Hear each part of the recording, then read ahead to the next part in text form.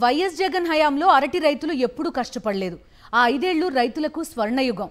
కానీ ఇప్పుడు పరిస్థితి పూర్తి భిన్నం మారిపోయింది. దళారులు చొరబడుతున్నారు. టన్నుకు 1000 రూపాయల లోపే రేట్ చెప్తున్నారు. కొన్ని చోట్లయితే పరిస్థితి మరీ దారుణం. టన్నుకు 500 రూపాయలు చెప్తున్నారు. రిటైల్ మార్కెట్లో డజను అరటి పళ్ళు మినిమం 50 రూపాయలు. అలాంటిది టన్ను 500 చెప్తున్నారంటే ఎంత దిగజారిపోయిందో పరిస్థితి అర్థమవుతుంది. ఎకరాకు 1,50,000 పెట్టుబడి పెడితే 15,000 రూపాయలు రావడం కష్టంగా మారింది. కూలీల ఖర్చులు కూడా చేతికి అందడం లేదు. దీంతో అరటి రైతులు కన్నీరు మున్నీరవుతున్నారు. నంద్యాల జిల్లాలో ఉద్యానవన శాఖ లెక్కల ప్రకారం 40,000 ఎకరాల్లో అరటి సాగవుతోంది. ఎకరాకు 1,20,000 రూపాయల నుంచి 1,50,000 రూపాయల దాకా ఖర్చు చేశారు. గతంలో గెలల చొప్పున విక్రయిస్తే ఇటీవల కిలోల్లో అమ్ముతున్నారు. మొన్నటి వరకు విజయవాడ, గుంటూరు, వినుకొండ తదితర చోట్లకు ఎగుమతులు అధికంగా ఉండేవి. ప్రస్తుతం అడిగేవారు లేకపోవడంతో భువనేశ్వర్, ఒడిషా, బీహార్ తరలిస్తున్నారు. అంత దూరం తరలిస్తే రైతులకు మిగిలేది శూన్యమే అని వారంతా వాపోతున్నారు. వైఎస్ జగన్ హయాంలో ఇదే అరటి టన్నుకు 25,000 రూపాయలు పలికింది. 2023లో ఒక టైంలో టన్నుకు గరిష్టంగా 30,000 రూపాయలు కూడా అందుకున్నాడు రైతు. ఇప్పుడు చంద్రబాబు పాలనలో టన్నుకు 1,000 రూపాయలు. కూటమి పాలనలో రైతులు ఎంత కష్టపడుతున్నారో చెప్పడానికి ఈ అంకెలు చాలు. దళారులకు అడ్డుకట్ట వేయడంలో చంద్రబాబు సర్కార్ పూర్తిగా విఫలమైంది. రైతుల నుంచి కేజీ రూపాయి కొని మార్కెట్లో 30 రూపాయలకు అమ్ముకుంటున్నారు. అరటి ఒక్కటే కాదు, రాష్ట్రంలో దాదాపు ఏడాదిన్నరగా పంట ఏదైనా అన్నదాతకు మిగులుతున్నది ఆక్రందనే. వరి, మొక్కజొన్న, పత్తి, మిర్చి, కంది, టమాటా, కొబ్బరి, వేరుశెనగ, మామిడి, ఉల్లి, సజ్జ ఇలా పంట ఏదైనా సరే రైతుల పరిస్థితి అగమ్యగోచరమే. మద్దతు ధర మాట లేదు. ప్రభుత్వం ఆదుకున్న పాపాన పోలేదు. ప్రస్తుతం అరటి రైతు పరిస్థితి అయితే అడకత్తెరలో పోకచెక్కలా మారింది. పెట్టుబడులు కూడా రాని దైన్యంలో ఉన్నారు. రైతులకు భరోసాగా నిలవాల్సిన చంద్రబాబు సర్కార్ ఆ ఆలోచనే చేయడం లేదు. కనీసం మార్కెట్ కల్పించే ప్రయత్నం చేయట్లేదు. లక్షల రూపాయలు ఖర్చు చేసి సాగు చేసిన పంటను కొనేవారు లేక దున్నేస్తున్న ఘటనలు దర్శనమిస్తున్నాయి. అరటికే కాదు, మొన్న మామిడి, ఆ తర్వాత ఉల్లి, టమాటా, మొక్కజొన్న ఇలా పంటలన్నీ మద్దతు ధరలు లేక చరిత్రలో ఎన్నడూ లేని విధంగా దున్నేస్తున్న పరిస్థితులు కేవలం ఒక్క ఆంధ్రప్రదేశ్లోనే నెలకొన్నాయి. చంద్రబాబు ప్రభుత్వ రైతు వ్యతిరేక విధానాలు రాష్ట్రంలో రైతుల్ని కుదేలు చేస్తున్నాయి. ఇప్పటికే మామిడి, ఉల్లి, టమాటా, అరటి రైతులు తమ ఉత్పత్తులను రోడ్లపై పారబోసి పంటల్ని దున్నేయగా తాజాగా అరటి, పత్తి రైతులు చేరుతున్నారు. ఖరీఫ్ సీజన్లో కురిసిన భారీ వర్షాలకు పల్నాడు జిల్లాలో పత్తి పంట బాగా దెబ్బతింది. పత్తి కాయల్లోకి వర్షపు నీరు చేరడంతో అవి నల్లగా మారిపోయాయి. పత్తి నాణ్యతతో పాటు దిగుబడి పైన వర్షాల ప్రభావం ఎక్కువగా పడింది. తుఫానుకు ముందు ఎకరాకు 8-10 క్వింటాళ్ల పత్తి ఆశించిన రైతులకు వర్షాల వల్ల 5-6 క్వింటాళ్లు కూడా దిగుబడి రాని పరిస్థితి.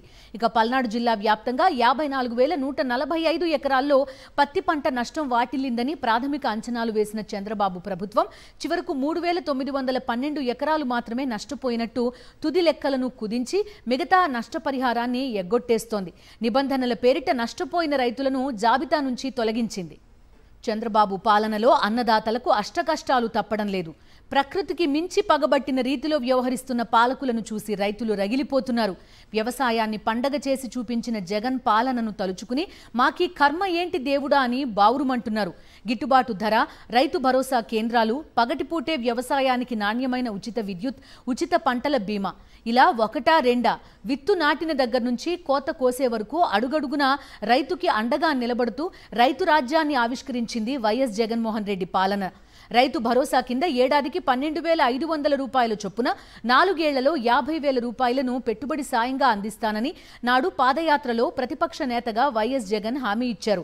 2019 ఎన్నికల్లో విజయం సాధించి అధికారంలోకి రాగానే ఎవరూ అడగకపోయినా సరే ఆ సాయాన్ని 13,500కి పెంచడమే కాదు 5 ఏళ్లలో ఒక్కో రైతుకు పెట్టుబడి సాయంగా 67,500 రూపాయలు అందజేశారు. చెప్పిన దానికంటే మిన్నగా సాయం అందించి రైతు పక్షపాతినని నిరూపించుకున్నారు వైఎస్ జగన్. చంద్రబాబు మాత్రం ఏటా 20,000 రూపాయల పెట్టుబడి సాయం ఇస్తామని ఎన్నికల వేళ హామీ ఇచ్చి తొలి ఏడాది 20,000 ఎగ్గొట్టారు. రెండో ఏడాది మొత్తం 40,000 రూపాయలు పెట్టుబడి సాయం అందించాల్సి ఉండగా కేవలం 10,000 రూపాయలిచ్చి చేతులు దులుపుకున్నారు. అది కూడా నానా ఆంక్షలు పెట్టి 7 లక్షల మంది రైతులకు ఎగ్గొట్టి అమలు చేశారు. ఇక రైతులకు పైసా భారం పడకుండా వైఎస్ జగన్ అమలు చేసిన ఉచిత పంటల బీమా పథకం దేశానికే ఆదర్శంగా నిలిచింది. నోటిఫై చేసిన పంటలకు సాగు చేసిన ప్రతి ఎకరాకు యూనివర్సల్ కవరేజ్ కల్పిస్తూ ఉచిత పంటల బీమా అమలు చేశారు. దెబ్బతిన్న పంటలకు సంబంధించి బీమా పరిహారాన్ని మరుసటి ఏడాది అదే సీజన్ ముగిసేలోగా అందించి రైతులకు అండగా నిలిచారు. గిట్టుబాటు ధర లేని దుస్థితికి రైతులు బలైపోకుండా చూడ్డానికి ధరల స్థిరీకరణ నిధిని పెట్టి తద్వారా 7,800 కోట్లు ఖర్చు చేసి రైతులను ఆదుకుంది జగన్మోహన్ రెడ్డి ప్రభుత్వం. కానీ చంద్రబాబు ప్రభుత్వం అధికారంలోకి రాగానే దాన్ని రద్దు చేసి కష్టాల్లో ఉన్న రైతులను గాలికొదిలేశారు. ఇక పంట నష్టపరిహారం అయితే ఏ సీజన్లో జరిగిన పంట నష్టానికి సంబంధించి అదే సీజన్ ముగిసేలోగానే రైతుల ఖాతాల్లో జమ చేశారు. 0 వడ్డీ రాయితీని ప్రతి ఏటా క్రమం తప్పకుండా జమ చేశారు. విత్తు నుంచి విక్రయం వరకు గ్రామ స్థాయిలో రైతులకు వెన్నుదన్నుగా నిలిచేందుకు సచివాలయాలకు అనుబంధంగా ఆర్బీకేలు నెలకొల్పారు.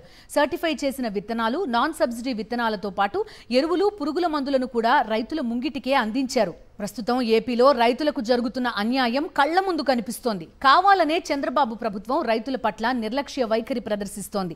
వైఎస్ జగన్ ట్వీట్ చేసి 24 గంటలు కావస్తున్నా కూటమి ప్రభుత్వ పెద్దలు నోరు తెరవలేదు. వైఎస్ జగన్ ప్రభుత్వ హయాంలో రైతులు వ్యవసాయాన్ని పండగలా చేశారు. కూటమి పాలనలో రైతులు దండగ పాలవుతున్నారు. సీఎం చంద్రబాబు మాటలు రైతుల వెన్నువిరిచేలా ఉన్నాయి తప్పితే రైతులను ప్రోత్సహించేలా లేవు.